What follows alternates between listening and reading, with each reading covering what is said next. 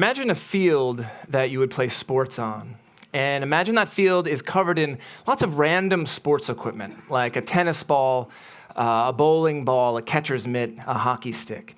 And imagine I asked you and 6 or 7 other people to go on that field and immediately begin playing a brand new sport that had never been played before without any planning beforehand whatsoever. Maybe you don't even know each other. Well, I'm an improviser, and that's essentially what improvisers are doing when they make up comedic scenes on the spot in front of an audience with the help of maybe a one-word suggestion. They're making up the rules of a brand new game and playing that game simultaneously. And the skills to be consistently successful at that are the same skills humans need to act more compassionately towards each other. Improvisers are taught to approach scenes using the core tenet of improv, which is referred to as yes and here's what that means. The yes part means instant agreement. I'm going to say yes to whatever happens in the scene. I'm going to act as if whatever happens in the scene is the best possible thing that could have happened, and that the person who made that move is a genius. And my scene partner is going to do the same for me. So everybody is listening with a spirit of mutual acceptance, not just because of some moral calling, but because we're going to make something awesome together.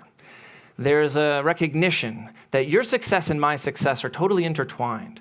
So my thoughts and ideas are not more valuable than yours just because they're mine. I'll take care of you, you take care of me, and together we'll be fine. So empathy and compassion are kind of built right into the improv technique. And again, not because it makes us good people, but because it produces better scenes.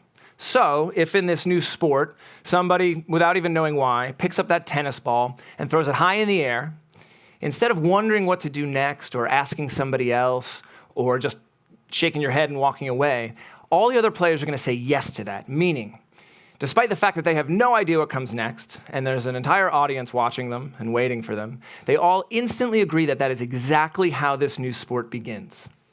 That's the yes part. And incidentally, that's why one of the best compliments you can give a group of improvisers is that what they did looked scripted, because it means that they're saying yes, they're agreeing so seamlessly and instantly that the appearance of a plan is created. It looks like they must have made some decisions beforehand, right? So that's the yes part of yes and. The and part is what happens next. It's what someone else adds to that first person's move, and it's similarly agreed to. So improv is instantly collaborative. Improvisers are instantly making a partnership with each other before they even know how or why. We're taught not to see each other as threats or competitors or others, but as members of our tribe who we're going to protect, make look good, and who are instantly committing to work together. So there's some blind trust involved because, sometimes it doesn't work. Sometimes we fail. And sometimes we don't make that new sport. But we're going to try. We're going to say yes to trying together because we know there's practical value there. And there are no mistakes in improv. Anything that happens that's unintended is instantly incorporated into this new reality we're making on the spot. So if that person throws that tennis ball high in the air, all the other players are going to say yes and then add something. So maybe somebody tries to jump up and grab that ball before it comes down. Everybody else sees it, and they try to do that too instantly. And that's the next part of how this game works. Maybe somebody runs as far as they can from where the ball is going to hit the ground. Everybody sees that and runs. Maybe somebody trips. Everybody sees that, and they trip also, turning that mistake into now an integral part of how this game works. Maybe everybody takes their pants off and starts bragging about breakfast. I don't know, The content isn't as important as the form, and the form is saying yes, instant agreement. So that's the first meaning of yes and, this idea of instant agreement and instant partnership with each other, which has great implications for acts of compassion, right? We're much more apt to be compassionate towards those that we consider to be members of our tribe on our team. But there's a second meaning to yes and that involves saying yes to risk and fear. And I'm going to walk over here and talk about it.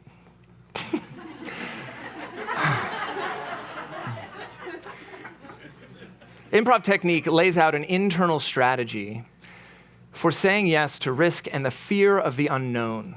So compassion literally means to take on someone else's suffering as your own, to be responsible for it as if it were yours. And doing that is scary. It makes you vulnerable and it takes risk. One of the most basic human reflexes is to say no to risk, and for good reason. Millions of years of evolution have fine-tuned our autonomic nervous system to help us avoid risk. And while risk aversion is a great survival tactic, it comes at a cost. it's a general inhibitor, and it's conservative. Anything that even remotely seems like a survival risk will be treated like one. Your fight or flight response kicks in times when your survival is not actually being threatened. Public speaking comes to mind for no reason at all, right? My point was, returning to center, that natural selection is unconcerned with your happiness. Its only function is to preserve your chances of reproducing. That's it. And so like a lot of evolved impulses, this kind of fear response, risk aversion, gets applied in situations that only seem appropriate. And improv training directly challenges that instinct. The most oft-quoted improv maxim is follow the fear. In other words, going towards that which makes you vulnerable on stage will invariably be interesting to watch. Saying no and staying safe is boring. And improvisers dull that fear response through repetition. We are nothing if not prolific. In the improv world, you do a lot of improv. We don't rehearse for months and then do one big show. We do shows for months and then think maybe we should start rehearsing more. Screenwriters and playwrights always make it so that their protagonists are going to find a reason to say yes. They write it in, right? For example, take the greatest story ever told, Lord of the Rings. Okay. I think I heard the Bible. I'll check it out. I'll pick it up. Lord of the Rings, basic hero's journey story, right? Frodo has every reason to say no and reject his mission. He might die. At first glance, he is totally unfit for the job. He has no special skills. He's small. He can't get anywhere. He doesn't have a car or anything like that, right? But we know he's going to say yes, right? We know he's going to accept that mission, because if he doesn't, the movie's over in like 25 minutes, and we've got a solid 10 hours of trilogy to worry about. So we know he's going to say yes. We know the writers are going to build that in. But the thing is that's interesting, at first he does say no, which seems like a waste of time, but what he's doing is setting the stakes. He's saying, hey, saying yes to this is hard. It makes me really vulnerable. And if I fail, the entire world falls into darkness. Those are the stakes. He's letting us know how interesting it will be to watch him do this thing once he finally comes around and says yes. Well, while a screenplay is a blueprint of events over time that actors kind of reverse engineer in order to make look inevitable, improvisers have no blueprint. Everything they do is literally inevitable. So they have to make up those risks themselves. They have to do it themselves. So learning improv changes your view of risk and fear. All of a sudden, there's a positive value to those things. You look for risk and fear. There's an inherent contradiction in learning improv. You're being asked to be in the moment, follow your impulses, but also to change your impulses from saying no to saying yes. And that is another place where improv technique greatly explains acts of compassion, because if you want to find a reason to say no, to give in to fear, and not help somebody suffering on the street, for example, you will find that reason. If you want to find a reason to, say, not let an entire demographic of people into your country, despite the fact that there's overwhelming evidence that it's mutually beneficial to do so, you will find that reason. Humans are naturally apprehensive of each other's motives, and that apprehension can be exploited from within or without. The philosopher Daniel Dennett writes a lot about this. He calls it knowing other minds. What humans are good at that other animals are not so good at is knowing other minds, meaning I can try to protect myself by trying to intuit what you're thinking and what you want. But you know that I can do that, so you might send me misinformation, and on and on. It's like an arms race, to quote Dennett. You know who we are not innately distrustful of? Dogs. We find dogs imminently eligible for our compassion, right? Because they are basically incapable of deception, and their loyalty is totally genuine. Well, in improv, we treat everyone like dogs. That's right. We say, by default, I'm going to trust you and you trust me, and on the off chance that I'm wrong, it's fine. Because no one has ever died from buying someone a hot meal on the street, and no one has ever died from improv. That I know of. I mean, I don't know. No, that is totally how I want to go. In an improv scene, that would be amazing. My tombstone would just be R.I.P. The one-word suggestion was grapefruit or something. Right? I do think there's another equally deep reason that make acts of compassion difficult.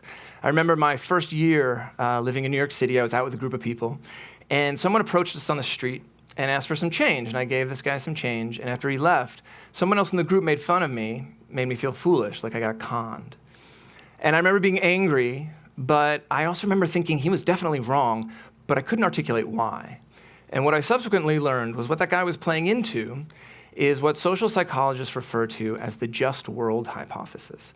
And what that hypothesis says is that people want to believe that the world is inherently just.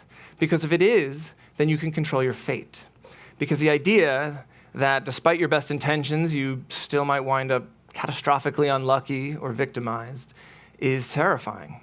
And conversely, if the world is just, then that guy in the street, I guess he deserves his fate. He's earned that life. So he's not my concern, I'm off the hook. Which is, of course, a terrible rationalization, but an understandable one. Because once you admit to yourself that you do have some moral responsibility to ease the suffering of those who are simply unlucky, you have to attend to that responsibility, and that is not a light burden. In fact, it can create some real discomfort, but that is what improvisers are good at, creating a network, a group that goes towards some discomfort instead of away in order to make something great, saying yes, following the fear. Returning to stage left. That improv engenders empathy and compassion is maybe most notable in improv classes and communities. Improv communities have their problems, like any other community, but they can be surprisingly compassionate. The yes-and philosophy permeates the communities, not just on stage as a way to make people laugh, but off stage as a way of relating to each other. People who study improv together create really strong bonds because they find themselves in a group that is literally training to support each other's choices, to prioritize listening over being listened to notice the first thing you can say yes to in a scene. You have to have an external attention. You can't be in your head figuring and writing and planning and predicting the future. So listening is practiced as a primary skill. And by listening, I don't just mean hearing sounds. I mean being open to being affected and changed. Listening in this case doesn't just mean being a perceptive observer, it means cultivating the initiative to act on those observations, seeing a situation and having ownership over it. And I've had students in the past who, after classes, have said that first 10 minutes in class, when we sit in a circle and just talk about our weeks as practice, relating to each other and being truthful in the moment, that's the only time during the week when they really feel like they can open up about what they're going through, because they know they'll be met with open ears and without judgment. Compassion takes effort, but the skills involved in compassionate behavior, just like comedic proficiency, do not have to be left up to luck. In America, we expect all kids to learn some core competency in math, English, science, and history. But oftentimes, things that test subjects that are more associated with emotional and artistic intelligences, they're relegated to predisposition. You're either talented or you're not. And improv training clearly shows that there is a learnable technique to saying yes and supporting others, to living more fearlessly and empathetically, and to listening, observing, and taking action. And that there's not only moral value in that, but there's practical value. It just creates better outcomes. So from here on out, when somebody says they identify as an improviser, they're not just saying they're unemployed, probably.